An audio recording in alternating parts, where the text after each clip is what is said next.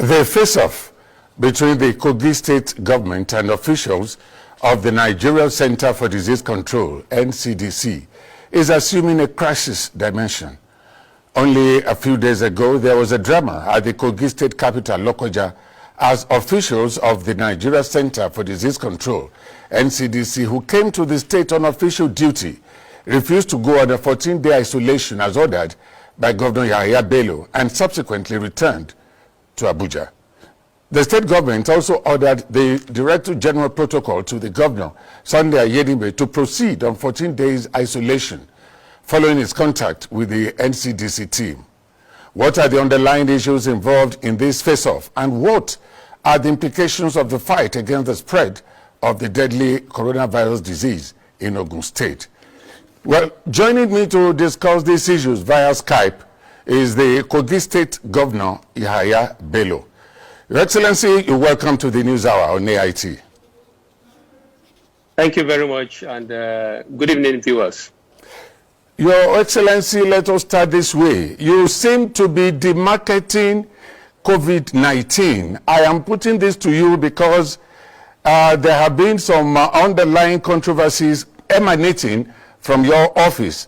For instance, there is this rumored international conspiracy about around COVID-19, and from that end, they may not be too happy with you. Then there are some people who are working assiduously, believing to say that they want to eradicate or cut to size COVID-19. But you seem to be demarketing the pandemic. What is going on, Your Excellency? Thank you very much. First, let me take you from the angle of demarketing COVID-19. It is not only me that feel that COVID-19 is not a good product for us in Nigeria. All over the world, including America, you heard of revolts and all sorts of riot that is going on, and demonstration, peaceful demonstration, calling on the end of lockdown and COVID-19. So it's not only me. So now, we didn't, there's no controversy here in Kogi State over the Ncdc personnel that came here. We simply asked them to obey their rules, follow their own protocol. You recall that just of recent, I think just yesterday or day before yesterday, we heard of the head of CDC in America and FDA tested positive to COVID-19, and they were asked to quarantine for 14 days.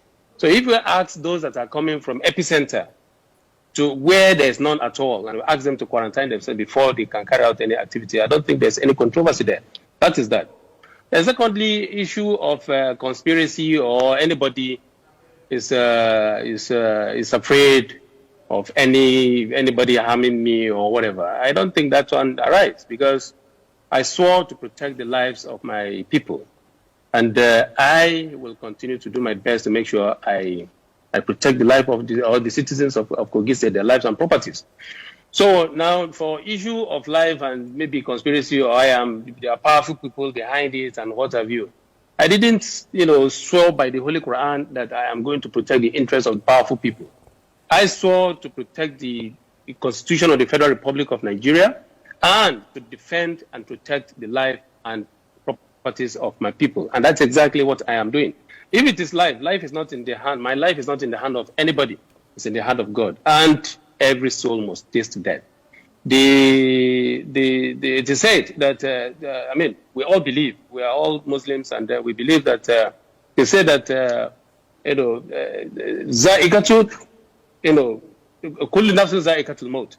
that every soul must taste death. So we're going to die one day, but that is not the fear. The fear is that I am in this office today. I am serving the people. I will one day account for all of my activities before the Lord. And that period, I am not going to die anymore. It is stated that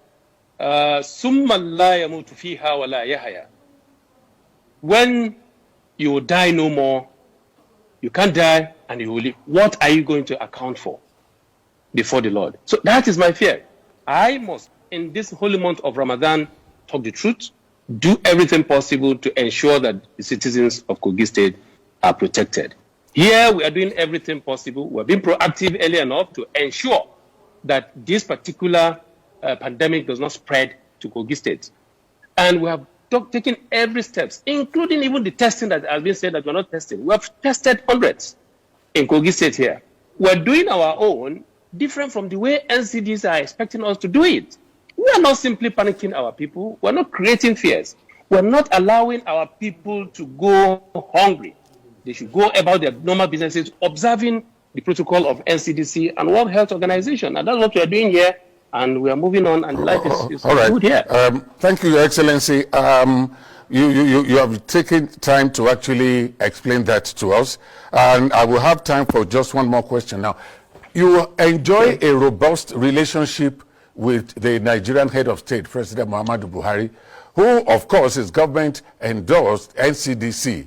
And you seem to have a face-off with the officials in Lokoja a few days ago.